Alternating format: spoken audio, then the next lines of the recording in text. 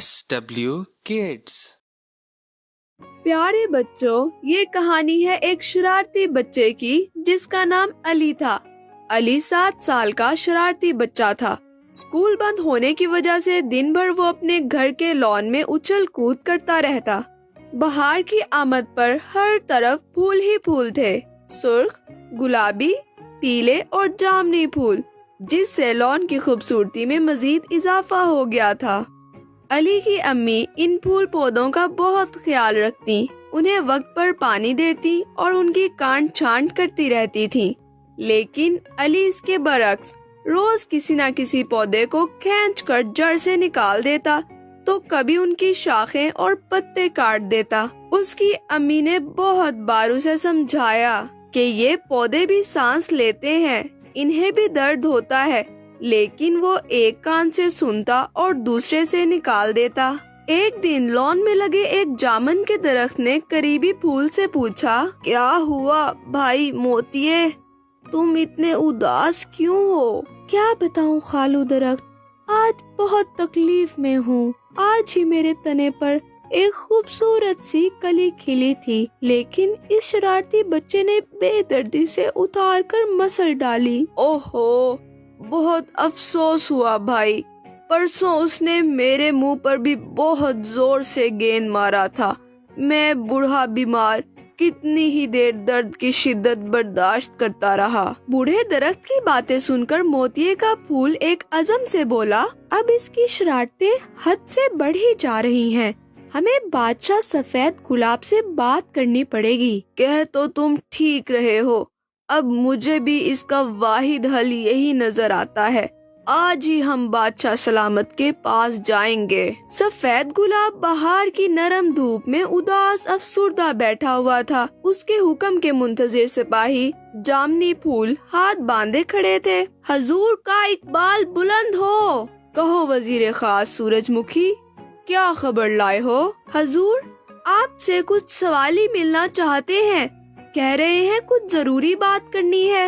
ٹھیک ہے وزیر خاص، بھیج دو انہیں۔ کچھ دیر بعد موتیے کا پھول اور جامن کا درخت سست روی سے چلتے ہوئے سفید گلاب کی خدمت میں حاضر ہوئے۔ آداب بادشاہ سلامت، بولو کیا پریشانی ہے؟ حضور، ہم سب اس شرارتی بچے سے بہت تنگ ہیں، روز وہ کسی نہ کسی پھول پودے کو نقصان پہنچا دیتا ہے۔ مسئلہ بہت بڑا ہے، کل ہی اس نے ہمارے کچھ ساتھی پھولوں کو بھی نقصان پہنچایا ہے۔ جی حضور، اس لڑکے کو سخت سے سخت سزا ملنی چاہیے۔ جامن کا درخت بہت فکر مندی سے بولا، مگر یہ مت بھولو موتیے بھائی، وہ 7 سال کا ایک چھوٹا بچہ ہے، کہیں سزا سے بیمار نہ ہو جائے۔ وزیر خاص سورج مکھی بولے، لیکن اس کا ایک اور حل میرے پاس بھی ہے، ہم صرف اسے ڈرائیں گے تاکہ وہ پھر کبھی درختوں کو نقصان نہ پہنچائے اور زندگی کا یہ سبق یاد رکھے۔ وزیر خاص کی بات سن کر بادشاہ سلامت حتمی لہجے میں بولے، بہت خوب وزیر خاص، آج شام اس فیصلے پر عمل کیا جائے۔ سورج گرمی کے آثار چھوڑ کر اپنے گھر جانے کی تیاری میں تھا، جبکہ وہ لان کے پچھلے حصے میں اپنے پسندیدہ مشغلے میں مصروف تھا کہ اچانک کسی نے اس کا ہاتھ پکڑ لیا۔ علی نے مڑ کر دیکھا تو خوف سے جیسے زبان گونگ ہو گئی۔ سامنے جامن کا درخت کھڑا مسکرا رہا تھا، جس کی بڑی بڑی آنکھوں میں ڈھیر سارا غصہ تھا۔ باقی تمام پھول پودوں نے بھی چاروں طرف سے اسے گھیر لیا تھا۔ علی سہمے ہوئے انداز میں بولا، کون ہو تم لوگ اور یوں چلنے کیسے لگ گئے؟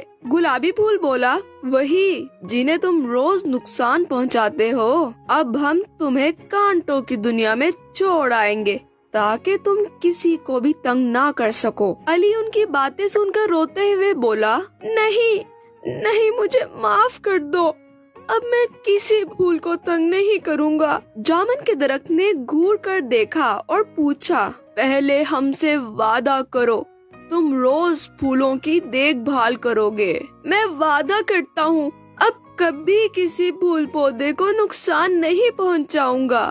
یہ سنتے ہی تمام پھول پودے اپنی جگہ پر چلے گئے اور علی اپنے کمرے میں جا کر سو گیا۔ اب روز صبح وہ امی کے ساتھ مل کر تمام پودوں کو پانی دیتا اور اپنے ننھے ننھے ہاتھوں سے ان کی دیکھ بھال بھی کرتا۔ مزید اچھی ویڈیوز دیکھنے کے لیے ہمارے چینل کو سبسکرائب کریں اور بیل آئیکن دبانا مت بھولیں تاکہ آنے والی ویڈیوز کی نوٹیفیکیشن آپ کو بوقت ملتی رہے۔